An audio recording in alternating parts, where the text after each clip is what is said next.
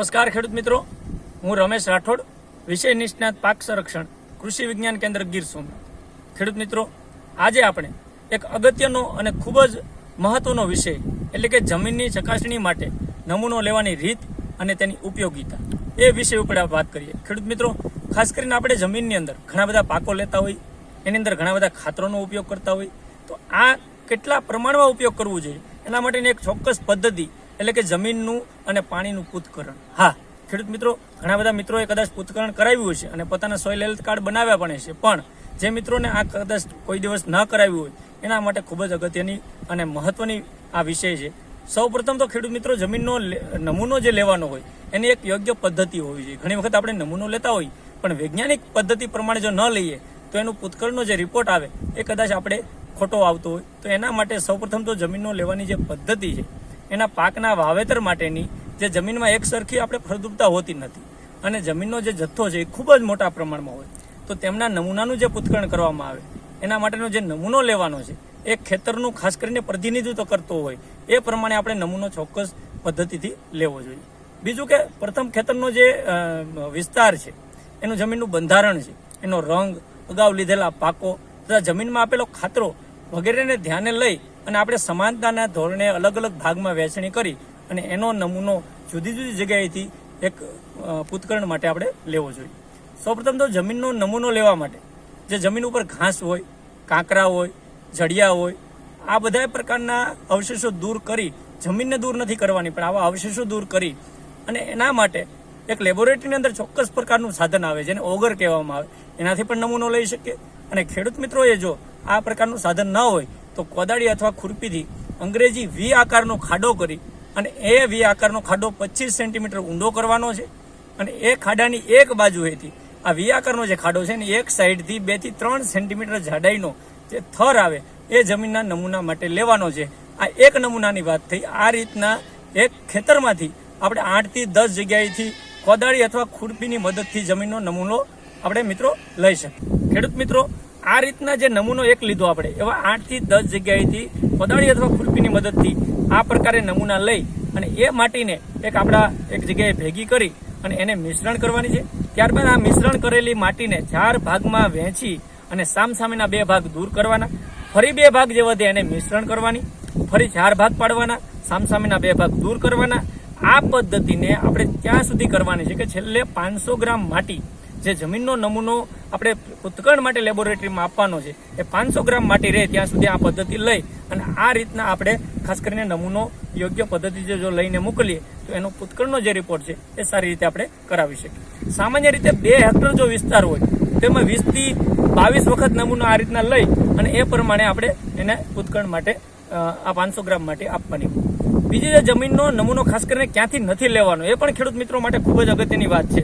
જ્યાં સિંચાઈ માટેનો ઢાળિયા હોય એટલે કે ધોરિયા નીકળતો હોય, પાણીનો જે પ્રવાહ જે બાજુ આપણે પાણી આપતા હોય ક્યારામાં એ વિસ્તારમાંથી નથી લેવાનો.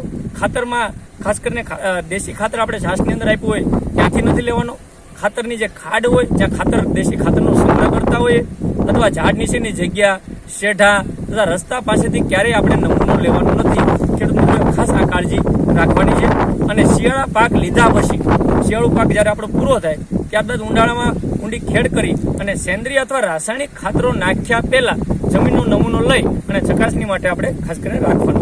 હવે ખેડૂત મિત્રો, જમીનનો નમૂનો જે લઈએ છીએ 500 ગ્રામ માટે એને કાપડ અથવા તો પોલિથિલિનની મજબૂત કોથળીમાં ભરી અને જમીન ચકાસણીની પ્રયોગશાળામાં આપણે મોકલવાનું હોય. મોકલતા પહેલા ખાસ કાળજી ખેડૂત મિત્રો એ રાખવાની છે કે એની સાથે પોતાની વિગત ભરીને મોકલવાની છે. એમાં ખેડૂતનું નામ, ગામ, તાલુકો, જિલ્લો, એના મોબાઈલ નંબર, સર્વે નંબર, અગાઉ કયો પાક વાવેલો હતો અને હવે પછીનો કયો પાક આપણે કરવાનો છે, આ બધી વિગતો લખી અને નમૂનો કેટલી તારીખે લીધો આ વિગત લખીને કોથળીમાં આ પ્રકારની એક ચિઠ્ઠી મૂકી અને જમીન પૃથ્થકરણ કરતી પ્રયોગશાળામાં આપણે મોકલવાનું. હવે ખેડૂત મિત્રો, ઘણી વખત આપણે બીજો પણ પ્રશ્ન થતો કે જમીન પૃથ્થકરણ ક્યાં કરાવવું અને એના ભાવ એટલે કે રૂપિયા કેટલા હોય. તો જમીન અને પાણીના પૃથ્થકરણ માટે જે તે જિલ્લાની અંદર ખાસ કરીને ખેતીવાડી વિભાગ દ્વારા જમીન અને પાણીની પૃથ્થકરણની લેબોરેટરી હોય ત્યાં આપ નમૂનો આપી શકો. જિલ્લાની અંદર કૃષિ વિજ્ઞાન કેન્દ્રોની અંદર આ થઈ શકે. જિલ્લામાં રહેલા એપીએમસી એટલે કે માર્કેટ યાર્ડોની અંદર જો સુવિધા હોય તો ત્યાં આપી શકીએ. એના સિવાય આપણા રાજ્યની અંદર જીએસએફસી, જીએનએફસી, ઇફકો, ક્રિપકો આવી જે ખાતરોની કંપનીઓ છે એની પણ એક જમીન પ્રયોગશાળા હોય, એની અંદર આપણે નમૂનો આપી શકો, અથવા તો જે આપણી કૃષિ યુનિવર્સિટીઓ છે એના કૃષિ રસાયણ અને જમીન વિભાગની અંદર આપણે નમૂનો કરાવી શકીએ.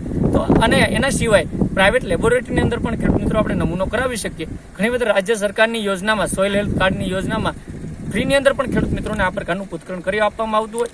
તો આ વાત થઈ આપણે ત્યાં પૃથ્થકરણ કરાવવું. હવે એનો ચાર્જ અલગ અલગ હોય. જો મુખ્ય તત્વોનું વાત કરીએ એનપીકે, તો એના ચાર્જ અલગ હોય. સૂક્ષ્મ તત્વોનું કરાવી તો એના ચાર્જ અલગ હોય. ઘણી વખત રાજ્ય સરકારની મેં કીધું યોજનાની અંદર આપણે નજીવી કિંમતે પૃથ્થકરણ થતું હોય, અથવા તો 60 રૂપિયાથી લઈ અને 400 રૂપિયા સુધી મુખ્ય તત્વોનું પૃથ્થકરણ થાય. સૂક્ષ્મ તત્વોની વાત કરીએ તો લગભગ 800-900 રૂપિયા સુધીનું પૃથ્થકરણ સૂક્ષ્મ તત્વો સહિત આપણે સોઇલ હેલ્થ કાર્ડ બનાવી શકતા હોય. તો આ પ્રકારે આપણે એના ચાર્જ ચૂકવવાના થતા હોય. હવે જમીન પૃથ્થકરણના પરિણામની ઉપયોગિતા શું છે? કારણ કે સૌથી મહત્વનો પ્રશ્ન એ છે કે એકવાર પૃથ્થકરણ કરાવી લઈએ, સોઇલ હેલ્થ કાર્ડના સ્વરૂપમાં એની અંદર આપણી પાસે પૃથ્થકરણ બાદનો રિપોર્ટ આવી જાય, તો જમીનના પૃથ્થકરણના પરિણામો પરથી જમીનની તંદુરસ્તી અને ફળદ્રુપતાનું પ્રમાણ જાણવાથી જમીનની જે ઉત્પાદકતા વધારવાના આપણે ઉપાયો કરી શકીએ. બીજી મહત્વની વાત એ છે કે જમીન પૃથ્થકરણના પરિણામો પરથી કૃષિ પાકને જરૂરિયાત પ્રમાણે કયા કયા પોષક તત્વો આપવાના છે, કયા પોષક તત્વોની જરૂર છે અને કયા પોષક તત્વો વધારે પ્રમાણમાં છે, આ જાણી શકીએ. જમીનની ભૌતિક સ્થિતિ મુજબ યોગ્ય પાકને આપણે પસંદગી કરી શકીએ અને ઉત્પાદકતા વધારવા માટે જમીન સુધારવાના આપણે પગલાં પણ ખેડૂત મિત્રો લઈ શકીએ. બીજું સૌથી અગત્યનું એ છે કે ખાસ કરીને જમીન, પાણી અને પાકના સંબંધ મુજબ જળ અને જમીન સુધારણા કરી અને ઉત્પાદન પણ આપણે ખેડૂત મિત્રો વધારી શકીએ. અને ખાસ મહત્વનું છે કે ઘણી વખત આ જમીનની જે ફળદ્રુપતાનો નકશો આપણે જો તૈયાર કરવો હોય તો તેના માટે આ પ્રકારના જમીન અને પાણીના પૃથ્થકરણ કરાવી અને આપણે એનો ઉપયોગ ખાસ કરીને ખેડૂત મિત્રો કરી શકતા. આ વાત હતી જમીનના પૃથ્થકરણની. ખેડૂત મિત્રો પાણીનું પણ પૃથ્થકરણ થાય. સિંચાઈ માટેનું જે કુવા અથવા બોરનું પાણી આપવું હોય તો એને 5 થી 10 મિનિટ આપણે આપણી જે એન્જિન છે, ઓઇલ એન્જિન અથવા તો મોટર, આપણે ઇલેક્ટ્રિક મોટર જરૂર રહેવા દેવાની. 10 મિનિટ બાદ 500 ml જેવી સ્વચ્છ પાણીની બોટલમાં ભરી અને એને પણ આપણે નમૂના સ્વરૂપે પાણીનું પણ ટેસ્ટિંગ કરાવી શકીએ. તો આ વાત હતી જમીન અને પાણીનું પૃથ્થકરણ કેમ કરાવવું અને એની ઉપયોગિતાની. ખેડૂત મિત્રો, મને આશા છે કે તમને આ વિડીયો ગમ્યો હશે. જો આ વિડીયો ગમે તો વધુમાં વધુ શેર કરજો અને આ વિડીયોને વધુમાં વધુ લાઈક કરજો.